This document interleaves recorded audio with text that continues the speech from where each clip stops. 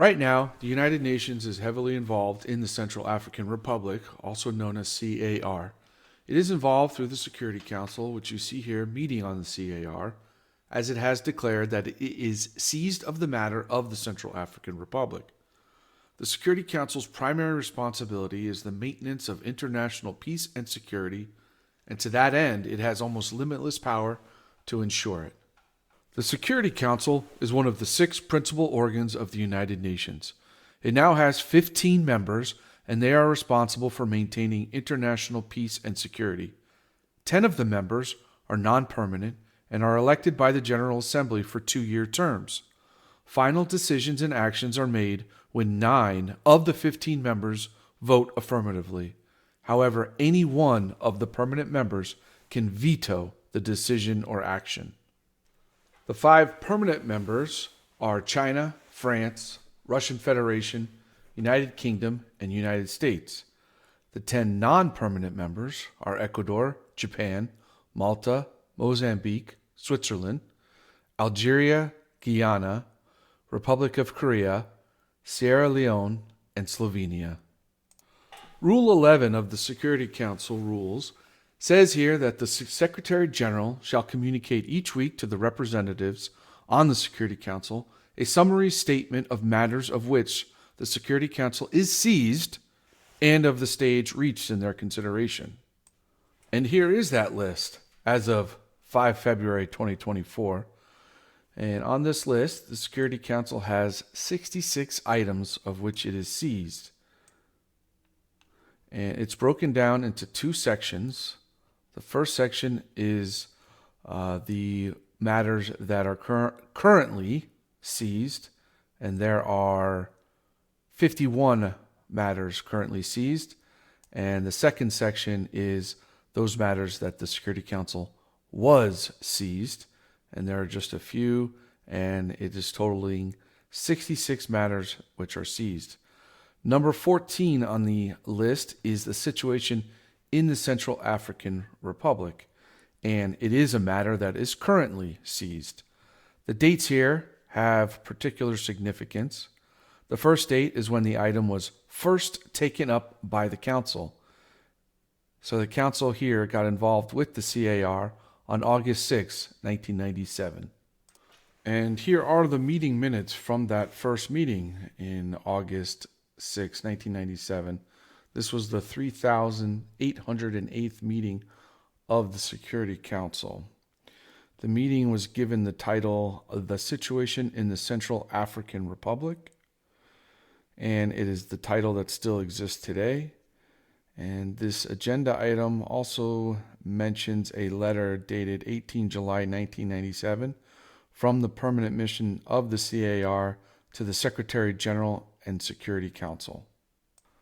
And that letter from the Permanent Mission of the Central African Republic to the UN, dated 18 July 1997, is actually just attaching a letter from the current president of the CAR, Mr. Ange Félix Pétasse, and this is the letter here. And it requests the Security Council help restore peace and security because of a crisis that stems from army rebellions which broke out in 1996. As a result of these rebellions, a large supply of weapons is still in the hands of the ex-rebels and the militia. The letter continues that the CAR has tried to resolve the current crisis through a peace agreement referred to as the Bangui Agreements among the combatants, as well as the creation of a regional forum, MISAB, to implement the peace agreement. The letter explains that nonetheless, serious tensions persist in the Central African Republic. They are likely to affect regional stability and therefore threaten international peace and security. And then the letter makes a formal request, and it requests the Security Council to authorize the states members of this mission to carry out the necessary operations. And now going back to the meeting minutes from the 1997 Security Council meeting. During the meeting, the representative from Kenya describes the situation as that the Central African Republic has been in a situation of armed conflict since the beginning of 1996. This conflict, which began as a military uprising, has had other dimensions of the character of a civil rebellion with intermittent military uprisings.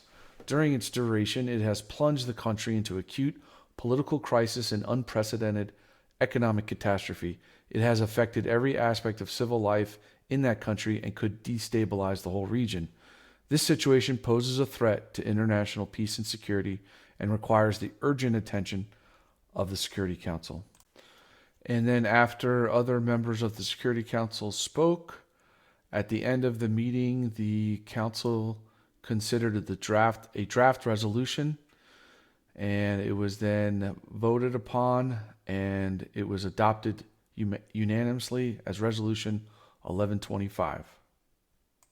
And here is Resolution 1125, which started the involvement of the Security Council. It mentions the 3,808th meeting on 6 August 1997. It mentions the Bangui agreements. It also mentions the Inter-African Mission to monitor the implementation of the Bangui agreements, MISAB. It mentions the 4 July 1997 letter from the President of the Central African Republic. And it makes the finding that the situation in the Central African Republic continues to constitute a threat to international peace and security, which is needed in order for Security Council jurisdiction. It then grants the request made by President Patas and authorizes the member states participating in MISAB and those states providing logistical support to ensure the security and freedom of movement of their personnel. It then limits it to 3 months, at which time the council will reassess. It also emphasizes that any costs will not be borne by the council, and it will finally remain actively seized of the matter. And 27 years later, the council is still seized. And now going back to the seized matters list, the second date here, this refers to the date of the most recent formal council meeting held on that item. This one says 15 November 2023, but this list was generated before the most recent meeting, which took place on 21 February 2024. And before reviewing this most recent Security Council meeting, let's look at the country itself and a brief history. So we'll start with the CIA World Factbook and a little bit of a background. It describes the Central African Republic as a perennially weak state. It was drawn into the world economy through an introduction into trade networks around the early 1700s. It fostered significant competition among its population. The local population sought to benefit from the lucrative Atlantic, Trans-Saharan, and Indian Ocean trade in enslaved people and ivory. Slave raids, aided by the local populations, fostered animosity between ethnic groups that remains today. And to give you an idea of the area size, here it is overlaid onto the U.S. It's described as slightly smaller than Texas, about 4 times the size of Georgia. It shares border countries with 6 different countries, not 5 here. It's Cameroon, Chad, DRC, the Republic of the Congo, South Sudan, and Sudan. And then another thing I want to look at is the budget. So it gives an idea of what kind of resources the country is working with. The budget itself is, let's see here, quick budget. Yeah. Here it says that the revenues were 418 million, expenditures 385. This was in 2019. And actually, I got a more recent figure. The parliament just recently approved the country's national budget for $486 million. And to give some perspective, the city of Chandler, Arizona has a budget of $1.66 billion. And that's nearly 4 times more than the entire country of the CAR. And it has less than 300,000 people. The country is also noted to have a large supply of diamonds and is a significant source of income for the government. Diamonds also is at the root of the problem, as armed groups are battling for control of the mines and the revenue it produces. So here's some geodata that shows where diamonds have been recovered.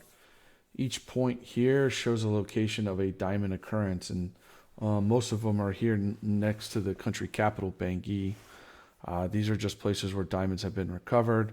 But unfortunately for the CAR in 2013, the country was labeled as a conflict area, so it was not permissible for certain countries to import diamonds from the CAR. There is an international certification scheme that regulates trade in rough diamonds. And here's a website on the Kimberley process. It's actually referred to as the Kimberley Process Certification Scheme, and it outlines the rules that govern the trade in rough diamonds. The KPCS has developed a set of minimum requirements that each participant must meet, such as enacting legislation to only allow importation from countries that are certified by the Kimberley process. Kimberley, the name Kimberley refers to Kimberley, South Africa, where the states and industry met to work out the rules. And so this is a multilateral trade regime established in 2003 with the goal of preventing the flow of conflict diamonds. The core of this regime is the Kimberley Process Certification Scheme, under which states implement safeguards on shipments of rough diamonds and certify them as conflict-free. And here's a list of the states as of 2024. So here is a list of participants as of 2024 in the Kimberley process. And as you can see, the world's most developed countries and buyers are listed here. United States, UK, you've got Russia, China, the European Union. So all 5 permanent members of the Security Council are represented. There's also Japan. And then here you can see Central African Republic has an asterisk. So they were removed from the list of participants in 2013. However, there was an administrative decision in 2015 that allowed the resumption of exports of rough diamonds from there, but it limited to just certain areas within the CAR. So it's not the entire country itself, but a few limited areas. And so I just wanted to show you how important this Kimberley scheme is. Actually, the Security Council in 2003 has adopted a resolution talking about the Kimberley scheme, and it notes that there is a linkage between the illicit trade in rough diamonds from certain regions of the world and the fueling of armed conflicts that affect international peace and security. It notes a Kimberley Process Certification Scheme beginning January 1, 2003, and it strongly supports that certification scheme. It's a valuable contribution against trafficking in conflict diamonds. It then notes and welcomes the voluntary system of industry self-regulation, sometimes a cause for concern when industry self-regulates, but as of right now, they're welcoming it. And they urge all member states to actively participate in the scheme. And here's the U.S. Customs page related to Kimberley. Here it says U.S. law prohibits the importation into or exportation from the U.S. of any rough diamond from whatever source unless the rough diamond has been controlled through the Kimberley Process Certification Scheme. So this just shows you what the requirements are in order for a country to be certified. One of the things is you have to enact legislation. And here's an example of how the U.S. does it, and I'm sure the other countries have something similar. So if you bring rough diamonds into the U.S., you're going to need several things. So in 2013, the CAR is removed from Kimberley, and then the diamonds from the CAR it's almost impossible for buyers from the developed countries such as the U.S., the European Union, to import. And so that certainly drove the price down for diamonds from the CAR, which ultimately hurt the economy there. And just to give you an idea how difficult it was or how complex the importation of rough diamonds is that you have to have, it has to be accompanied by an original KP certificate, which could no longer be issued for CAR. Rough diamonds have to be sealed in tamper-resistant container. Importers must notify relevant foreign exporting authority of the receipt of rough diamond within 15 calendar days, must retain a copy of the KP certificate, and a bunch of other rules to follow. So again, in 2013, CAR was removed. It became almost impossible for CA diamonds to reach the U.S. buyers, and this certainly hurt the economy. But lucky for them, in 2015, some of the areas of the CAR were able to get certified. So the Kimberley process now allows certificates from only these regions here, which I will show. So going back to our map of the diamond areas in CAR, these green areas here are the ones that are allowed to have the Kimberley certificate. And so you can see it encompasses most of the area, the diamond mines near Bangui, which is quite a bit. These areas yet have not been recertified, probably because of the distance away from the capital and its proximity to the border areas where there's a lot of fighting. And then on the right side, we've got the Kimberley website again. They have some sales data or production data from the CAR, and it goes back all the way to 2003. But we'll look at 2010. Here you've got over 300,000 carats in 2010, 323,000 carats, 365 in 2012, 365,000 carats. So a lot going. And then in 2013, just zero. 2014, zero. 2015, also zero. But then we see an uptick in 2016 of 10,000 carats. So just a small fraction of what it once was. But it's starting to increase now that the Kimberley certificate scheme has been reinstated in these areas. 47,000 2017, and then back down to 13. 27,000 carats 2019, 55,000, and 2020 is the most available year that they have. So that was just a slight detour into the diamond industry in CAR and its importance to the economy there. So moving further along, we've got in the early 1900s, the territory was established as a French colony named Ubangui-Chari in 1903. France modeled its administration of the colony after the Belgian Congo, subcontracting control of the territory to private companies that collected rubber and ivory. Although France banned the domestic slave trade in CAR in the 1910s, the private companies continued to exploit the population through forced labor. So here's this map that was actually printed in around 1910 on a chocolate card in France, showing one of the colonies of France, Ubangui-Chari here. And interestingly enough, Bangui is not on this map, is because actually the capital was considered to be this area, this city here called Fort de, looks like Roselle, but actually it's Pocelle, Fort de Pocelle. I know that's an R, but it actually should be a P. And this was the capital of the area back then. Bangui wasn't established until after, I think, 1906. Here. It didn't grow in importance until 1906. It was chosen as the new headquarters for the French administration. So Bangui was about 1906. So the next major milestone for the CAR history is Ubangui-Chari gained independence from France as the Central African Republic in August of 1960. And it had to do with this gentleman, Barthélemy Boganda, who was instrumental in this. And he was actually, in 1949, he formed a political organization called the Movement for the Social Evolution of Black Africa. He was born in 1910, Bobangui, which here is just outside Bangui. After the death of his parents at an early age, he was adopted and educated by Roman Catholic missionaries. After serving in missionaries during World War II, he was persuaded to join politics by the Bishop of Bangui, and his movement became very popular with the common folk. In 1958, France made assurances to Boganda that the CAR would gain its independence.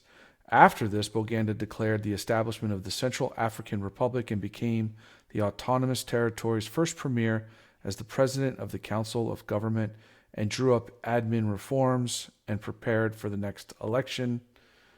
However, Boganda would not see the formal independence, as he died in a plane crash in March 29, 1959. Here's an article from the New York Times saying that he was a witch doctor's son who rose to political power in this Negro Republic. He was found dead today in the wreckage of a plane 100 miles west of Bangui. The Interior Ministry said all 9 aboard the French-made Atlas flying boxcar was identified. The twin-engine plane vanished Sunday on a flight to Bangui from Berberati, 200 miles west. A village chief reported the plane had its landing lights on, was coming in for a landing when it crashed, indicating an unscheduled stop. Also aboard the French plane were 4 crewmen, 4 other passengers, including the government's information chief and a member of parliament. Mr. Boganda was 48, the leader of the Central African Republic, formerly the French territory of Ubangi-Chari. He kept the area within the President Charles de Gaulle's new French overseas community by backing the de Gaulle Constitution in last September's referendum. In the Wikipedia article, it says that the Paris Weekly L'Express have revealed that investigators had identified traces of explosive in the wreckage. But officially there's no, the cause of the crash never been definitively determined. So this is just the first in a long line of tragedies for the CAR. Despite this tragedy, the plan for independence would not be stopped, and so in 1960, the colony of Ubangi-Chari gained independence from France and then became known as the Central African Republic. So after independence, on August 13, 1960, David Dacko becomes the provisional president of the republic. Mr. Dacko is actually a supporter of Mr. Boganda, and they are from the same ethnic tribe. Shortly after he becomes the provisional president, he then becomes the official and first president of the Central African Republic, December 12. And here I'll just read from this Wikipedia article. David Dacko, he began to consolidate his power soon after taking office in 1960. He retained the portfolio, Minister of Defense, Keeper of the Seals, amended the Constitution to transform his regime into a one-party state with a strong presidency, elected for a term of 7 years. 1964, he was elected in an election which he ran alone. So some red flags are starting to pop up here. During his first term as president, significantly increased diamond production. He eliminated the monopoly on mining held by concessionary companies, decreeing that any Central African could dig for diamonds. So that's probably why you see now there's lots of different mines, and they're all small operations. They refer to them as artisanal mines. He also succeeded in having a diamond cutting factory built in Bangui. Diamonds eventually became the country's most important export, remain so today, even though at least half of the diamonds are smuggled out of the country. He encouraged the rapid Central Africanization of the country's administration, which was accompanied by growing corruption and inefficiency, and he expanded the number of civil servants, which greatly increased the portion of the national budget needed to pay salaries. The difficulty of securing enough revenues to pay a large number of bureaucrats, who are often inefficient and corrupt, has been a major problem for the country ever since. Dacko was torn between his need to retain the support of France and his need to show that he was not subservient to France. In order to cultivate alternative sources of support and display his independence in foreign policy, he cultivated close relations with the People's Republic of China. By 1965, Dacko had lost the support of most Central Africans, may have been planning to resign from the presidency when he was overthrown. And then we have just a long line of dysfunctional management. Here is General Bokassa. He carried out a successful coup d'etat on New Year's Eve, 1965. He abolished the Constitution, he dissolved the legislature, put all power in the presidency. He held the leadership of Central African Republic for the next 7 years, and in 1972, he gave himself a life term And in 1976, he declared the CAR to be a monarchy, and he was to be known as Emperor Bokassa.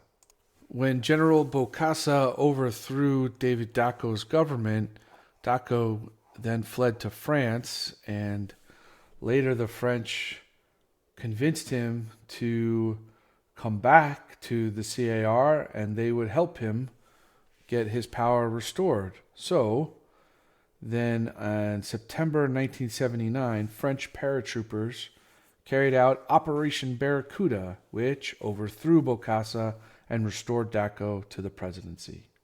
And I found this article here from the Journal of African Foreign Affairs that talks briefly about Operation Barracuda and the fact that France did it in order to prevent Muammar Gaddafi from expanding his power in Africa. It says here that France's equivalent of the CIA explained the ultimate goals of the 1979 Operation Barracuda, France's military intervention that removed Emperor Bokassa from power in what was then the Central African Empire. According to the authors, the operation was to free the country from its emperor and to prevent Libya from occupying a position at the center of Africa. The French speculated that the strategic thinking of Colonel Gaddafi was to occupy Chad, then the Central African Republic situated just below. And I actually found a TV news story from France right after Operation Barracuda, and what's interesting is they mention that 37 Libyan nationals were arrested with weapons. Here's that clip.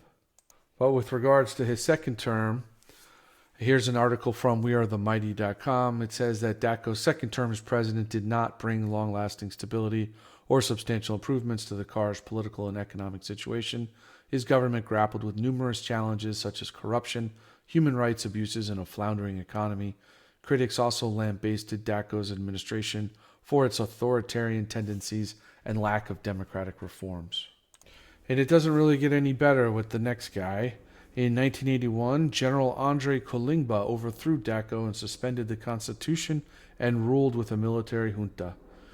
Wikipedia here states that after overthrowing Daco in 1981, Kolingba established a military committee for national reconstruction to rule the country, but in fact he ruled as a military dictator, more corrupt and brutal, until 1986 when he submitted the constitution to a national referendum.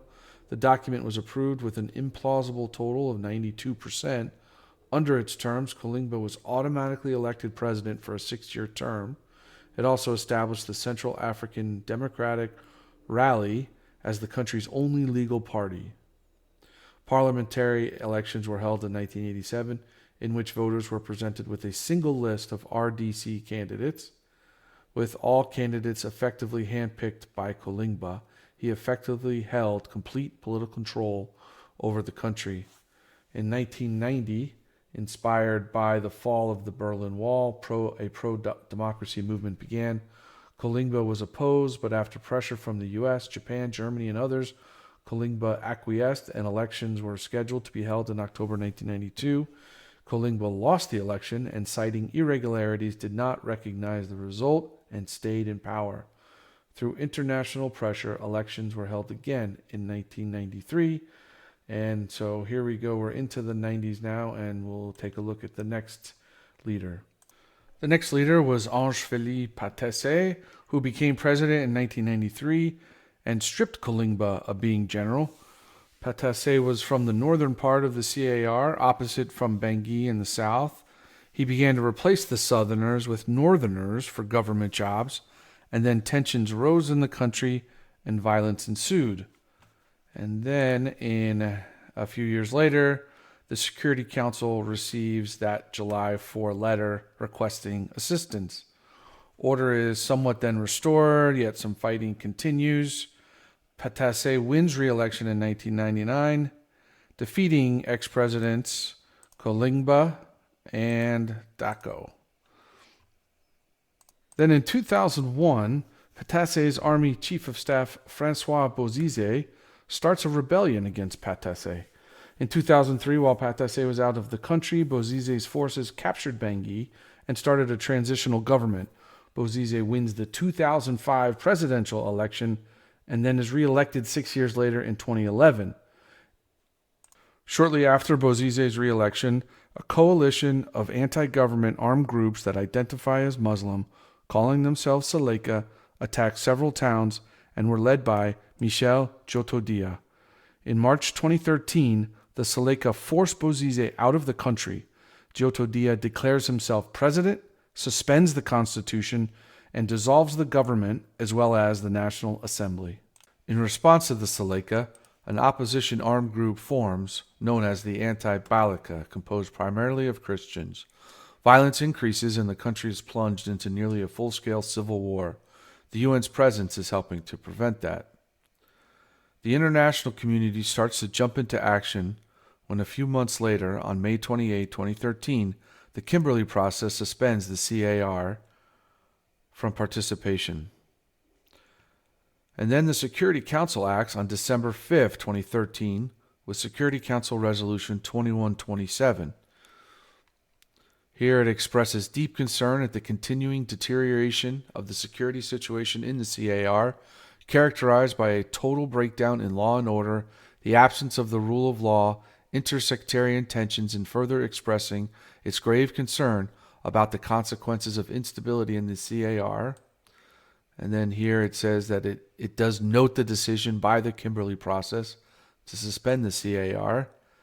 And then it continues and institutes an arms embargo by stating that all member states of the United Nations shall immediately take the necessary measures to prevent the direct or indirect supply, sale, or transfer to the CAR from or through their territories or by their nationals, or by using their flag vessels or aircraft, of arms and related materiel of all types, including weapons and ammunition, military vehicles and equipment, paramilitary equipment, spare parts for the aforementioned, and technical assistance, training, financial, or other assistance.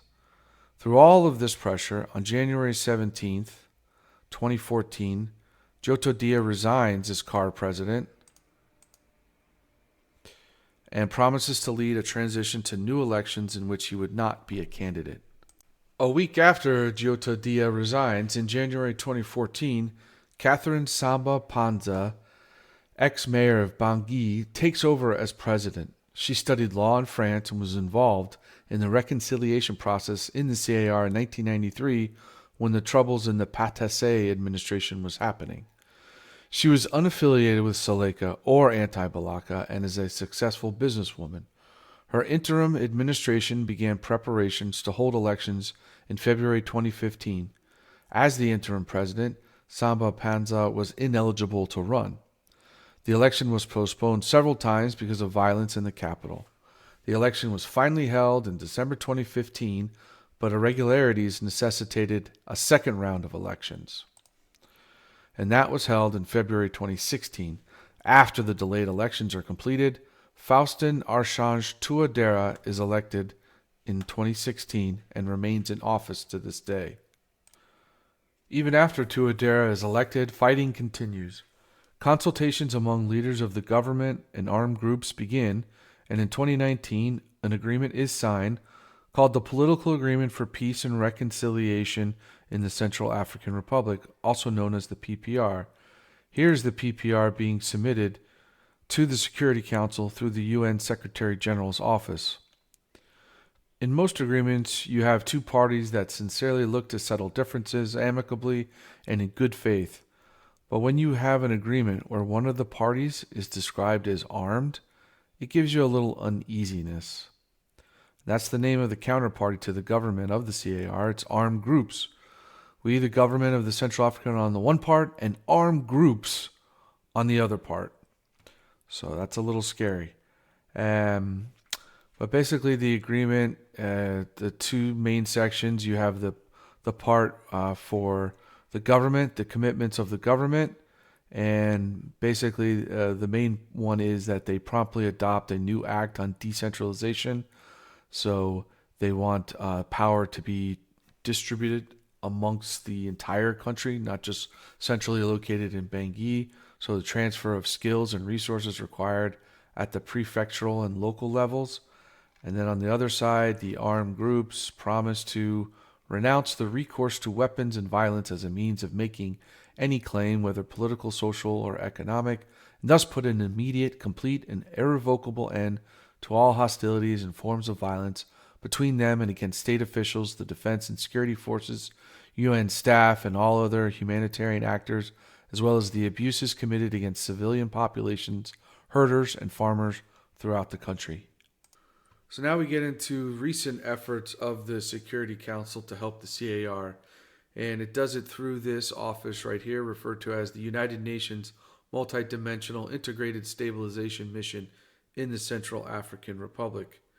The Security Council has authorized this office and staff of over 18,000 personnel, including civilian and military, on the ground in the CAR.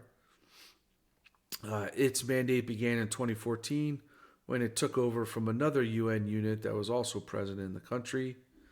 The Secretary General is in charge of maintaining and executing its mandate in the CAR.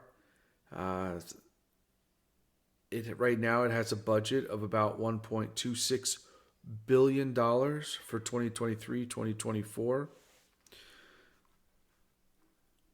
As part of its mandate, the Secretary General has to update the Security Council every 4 months, and here's the most recent report from the Secretary General on its execution of the mandate in the CAR. And I'll just read a few passages. First thing, regarding the political situation, the Secretary General reports that measures against the political opposition leaders and the arrest of a parliament member by National Defense Security Forces generated concerns of a shrinking political space. It mentions the PPR and that participants agreed to continue to meet on a quarterly basis to monitor progress. On January 26 of 2024, the National Assembly adopted a new electoral code, a necessary step for local elections in the 2025 presidential and legislative elections. And then it starts to talk about the fighting on the ground and the concerns about the nature of the conflict being religious. So here's they talk about an alleged murder of a member of the Christian community by a Muslim individual, and then in retaliation, a mob destroyed Muslim-owned homes and properties. So that fighting is still continuing. They note a renewed dialogue with local leaders to diffuse intercommunal tensions, including the targeting of the Muslim community. There have been a number of human rights violations and abuses, and they increased by 30% during the reporting period, and the number of victims increased by 7%. And there's also been recorded 15 allegations by MINUSCA employees, the over 18,000. There's allegations of sexual exploitation and abuse, including 3 incidents. So we're seeing the same kinds of things that are happening that we saw in Haiti as well. Unfortunately, UN peacekeepers are committing sexual acts against the population. Here, the General Assembly shows that they appropriated $1.14 billion for the maintenance of the mission. And the Secretary General ends by saying he's still deeply concerned by the continued volatile security situation, in particular in border areas and transhuman zones, compounded by the absence of state authority and limited socioeconomic opportunities. Also condemns the use of explosive ordnance, which killing and injured peacekeepers and civilians. And then finally, he also notes the limited infrastructure, which continues to pose challenges to consolidate the hard-won gains made. And now we'll listen to the most recent Security Council meeting with regards to the Central African Republic. That's the 9,554th meeting. We get to hear from the Secretary General's representative, Ms. Valentine Rugwabiza. She is the leader of MINUSCA, and then we'll also hear from the other countries on the council. The 9,554th meeting of the Security Council is called to order. The provisional agenda for the meeting is the situation in the Central African Republic. The agenda is adopted.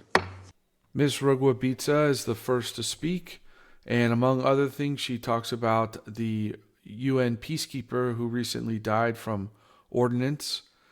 She says that they need to have tighter controls on border management. There must be the prevention of light weapons importation. She complains of a lack of road networks to reach villages. She warns that the CAR will not survive without a strong government military. And finally, she supports the inclusion of women and youth in governance. Ordnance devices. It must also call for appropriate responses that must ensure thereto. It is critically important that we understand the sources and origins of explosive ordnance devices through the application of proper intelligence gathering and equally pursue cross-border cooperation to stem the tide of weapons flow across boundaries into the Central African territory. Furthermore, countries in the region need to scale up cooperation towards effective border management and control to stem the proliferation of these weapons.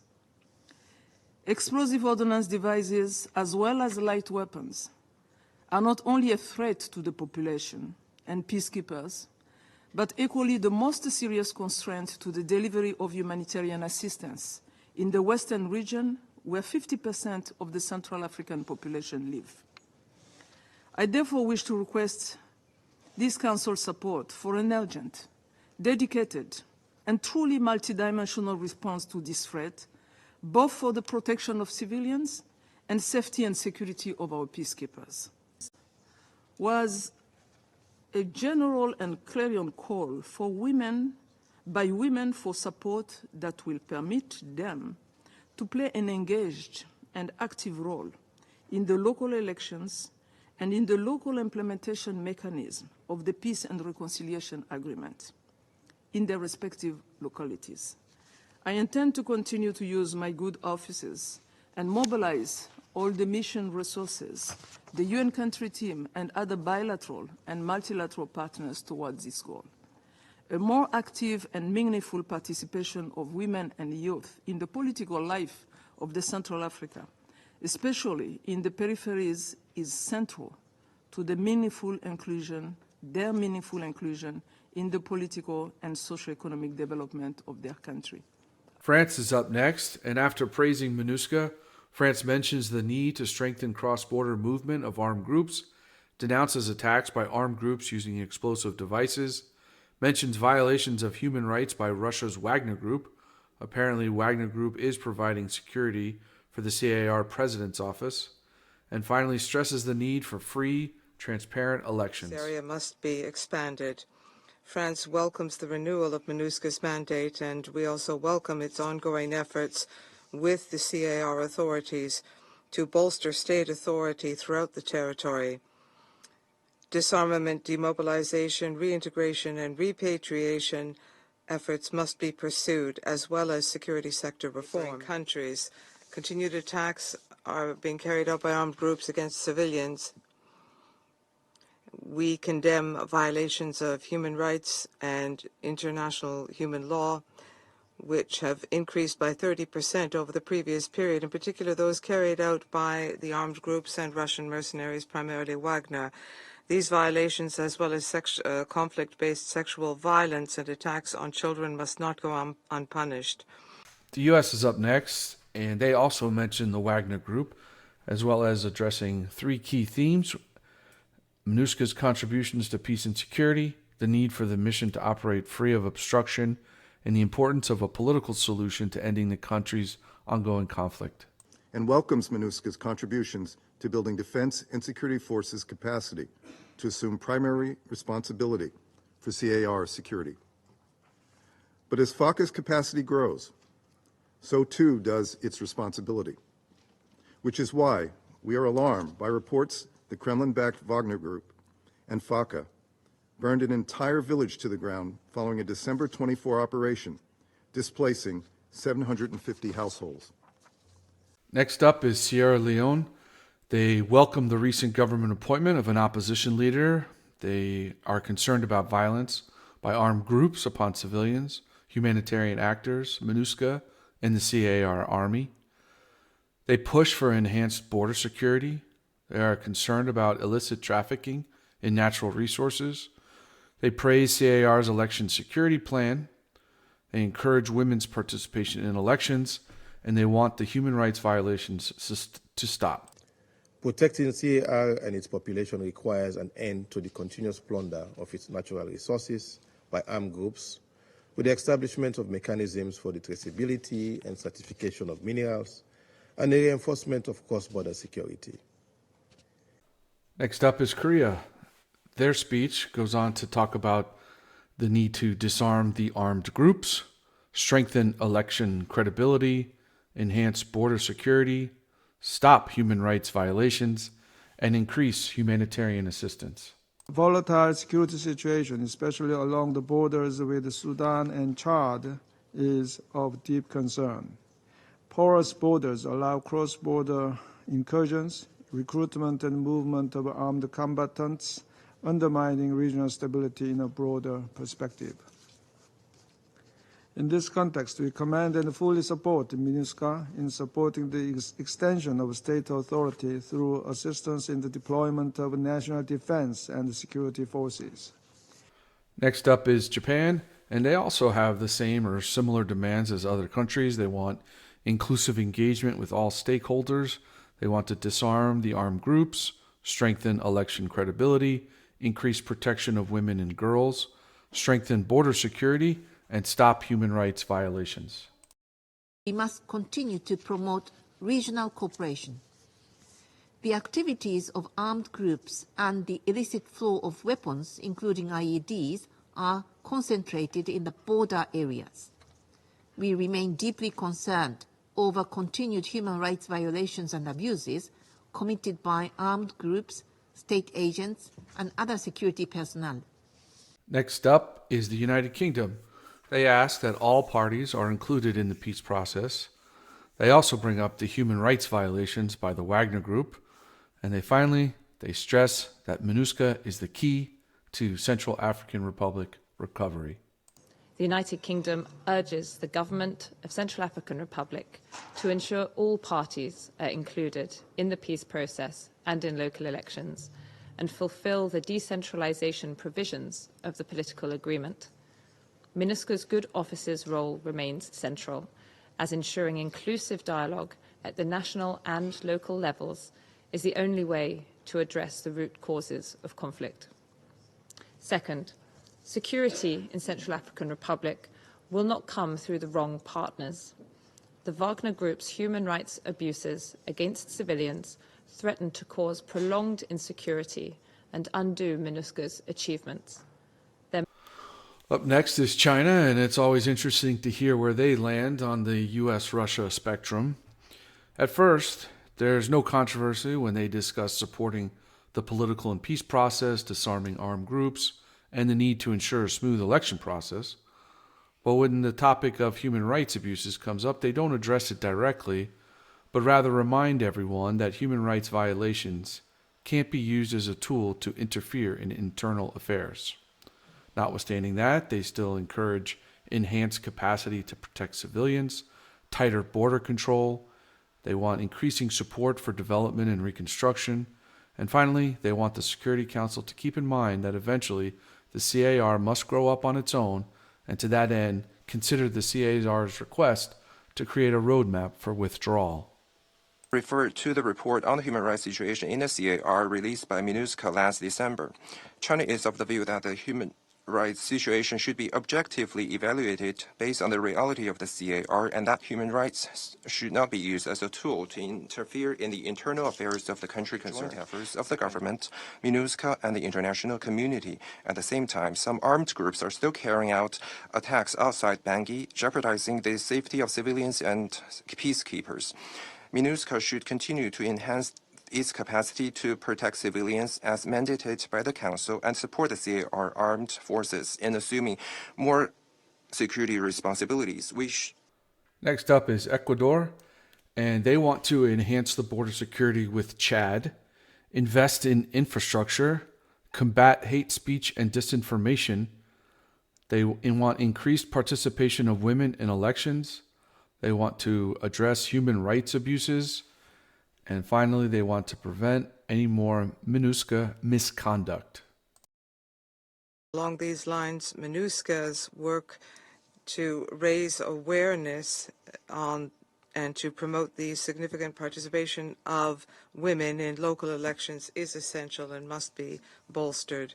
Madam President, the data contained in the SG's report referring to a 30% increase in cases of serious violations of human rights are alarming.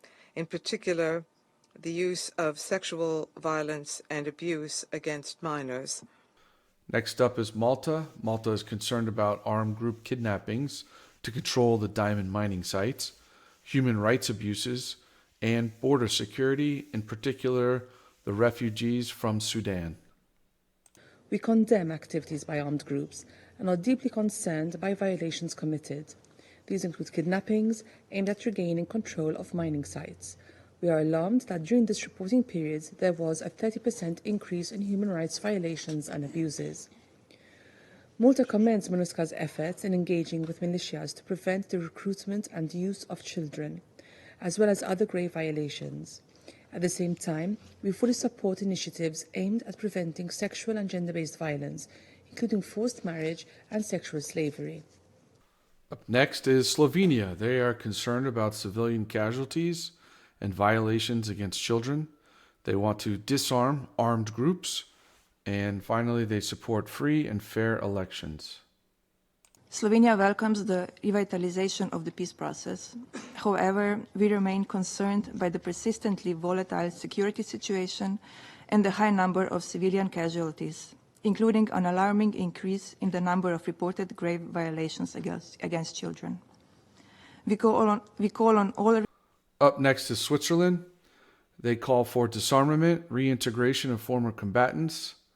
They support democratic and peaceful local elections and call upon the respect for human rights. The intensification of activities by armed groups during the dry season, particularly in border areas, threatens the safety of civilians. Protecting civilians must remain a priority. This is all the more important given that the effects of climate change are increasing instability in the region. Finally, Russia makes their statement. They condemn the attacks on foreign nationals by illegal armed groups. They call for the removal of border area security threats, especially from Chad, Sudan, and Cameroon. They ask for increased support of refugees and to that end, fully fund the UN humanitarian appeal for the CAR for 2024. They also ask to fully fund the trust fund for electoral support. Then in response to the Wagner Group criticism, they remind everyone that the Central African Republic is a sovereign state and it is free to choose with whom to cooperate. We concur with the Secretary General's appeal to assist Bangui in every way in order to attract donor resources to fully fund the Electoral Support Trust Fund. Yet when it comes to other topics where there are indeed serious large-scale violations, we do not hear such assessments. Yesterday, we saw Washington unabashedly covering up for its allies. The CAR is a sovereign state, and it is free to choose with whom to cooperate. We will continue to provide comprehensive support to our Central African friends in establishing peace and security in the country. We hope that nothing will prevent this positive momentum. I thank you for your attention. After Security Council member statements, the CAR was invited to speak. They warn that with the upcoming independent evaluation of MINUSCA, led by Mr. Edmund Moulet, the team supporting him should not be affiliated with MINUSCA.